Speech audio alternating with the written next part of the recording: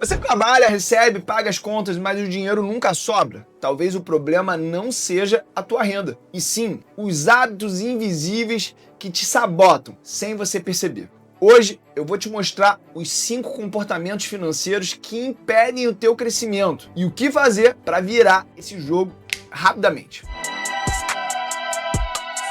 O que são os hábitos sabotadores no contexto financeiro? Os 5 erros mais comuns são os seguintes: gastar por impulso, é claro, emocional. Sabe quando você chega em casa cansado, estressado e vê aquela sobremesa na geladeira e corre para cima e ataca a geladeira? Isso é uma coisa que também acontece na tua vida financeira. E o que gerencia isso é alguma coisa chamada controle inibitório. Só que quando você está mais cansado, está mais estressado, com estresse crônico, isso tem uma menor resistência dentro do teu comportamento. Então muita gente acaba trabalhando demais, se estressando demais e faz uma terapia de compras. Ou seja, vai no shopping, desce a lenha no cartão de crédito e acaba tentando compensar aquele sentimento ruim com a excitação, com a liberação química, com a dopamina que comprar gera. E isso acaba te colocando num buraco emocional e financeiro também. E você pode impedir isso com apenas um hábito, de ter uma terapia saudável, como por exemplo se exercitar. Você pode usar o trabalho social para compensar esse estresse, para te dar emoção de longo prazo. Outra coisa muito importante é você parar de ignorar as pequenas despesas frequentes. Eu tô falando do cafezinho, eu tô falando do excesso de iFood, eu tô falando do excesso de Rappi, eu tô falando do excesso de Uber. E quando você começa a controlar esses pequenos gastos, você começa a construir riqueza e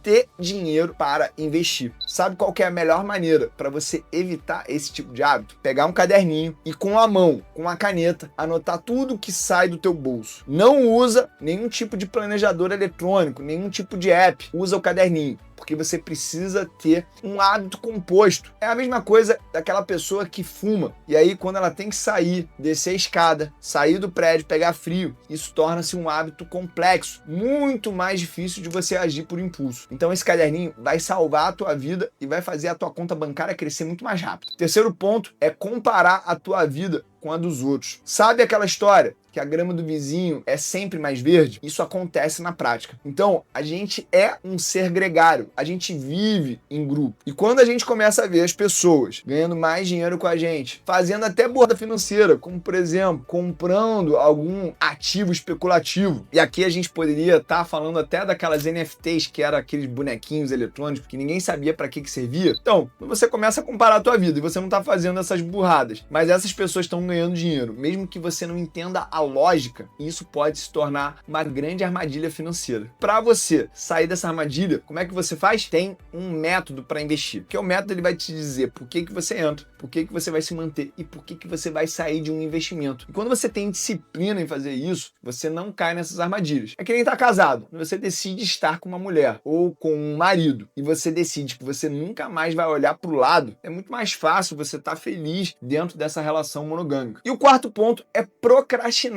o controle financeiro. Muita gente sempre fala: olha, na próxima segunda-feira eu vou começar a investir, na próxima segunda-feira eu vou começar a fazer minha planilha de gastos, na próxima segunda-feira eu vou tirar meus investimentos de fundos caros e de investimentos que só estão enchendo o bolso do gerente do banco. Isso é porque existe um viés chamado status quo. Sabe aquela história da cama de pregos? É mais fácil a gente ficar reclamando do que agir, porque sair do lugar vai fazer doer, eu vou ter que me apoiar em cima da cama de pregos. É exatamente isso que acontece com a vida financeira de quem está procrastinando o controle financeiro. E a maneira mais simples de você superar esse obstáculo é você compartilhar a tua decisão com alguém que você ama muito. Porque quando você cria um compromisso com alguém que você admira e você deve satisfações emocionais, você está muito mais inclinado a tomar essa atitude. E um ponto são as estratégias práticas para você reverter cada um desses comportamentos. E tudo passa por um comprometimento, entender um porquê você tem que agir de forma diferente. Então, dentro do livro 12 Regras para a Vida, lá fala-se que a gente trata melhor o nosso cachorro, o nosso gato, do que a gente mesmo. E é por isso que eu sugiro que você encontre um porquê forte o suficiente para superar qualquer tipo de estímulo emocional que você tenha. No meu caso, eu tenho clareza de que tudo que eu faço na minha vida financeira tem um porquê claro, que é a minha filha e a minha esposa. Eu quero deixar um legado patrimonial, mas também de exemplo de comportamento para elas. E é por isso que eu acabo não fazendo compras por estímulos emocionais e impulso. É por isso que eu tenho um controle financeiro bem justo da minha vida. É por isso que eu não procrastino as minhas decisões financeiras e é por isso que eu tô batendo nessas teclas com você, porque eu quero que você tenha resultado e crie um legado financeiro para tua família, para que você possa ter mais conforto, tanto de tempo, mas também de decisão, de você fazer o que você quer, na hora que você quiser e quantas vezes você quiser. E a gente vai aqui agora para o nosso quinto e último exemplo, que é evitar lidar com números por medo. Tem muita gente que parou de olhar para o saldo da corretora, para o saldo do banco, porque a gente não quer ter um relacionamento com as coisas que nos causam mal-estar. E aí é por isso que a pessoa fala assim, olha, se eu não olhar para o saldo do banco, eu não preciso lidar com aquela realidade. Sabe aquela pessoa que ela bota a poeira para debaixo do tapete? Ela finge que não tá tendo problema matrimonial, ela para de se olhar no espelho para não ver que tá fora do peso. É exatamente a mesma coisa com as pessoas que param de lidar com a sua vida financeira e acham que as coisas vão se resolver por conta própria. Isso é uma armadilha, porque só faz a bola de neve do problema crescer de maneira descontrolada. Agora me conta aqui nos comentários, qual desses hábitos você mais se identifica? E se você quiser a minha ajuda para reprogramar o teu comportamento financeiro, baixa agora o nosso guia prático que eu coloquei aqui no link da descrição.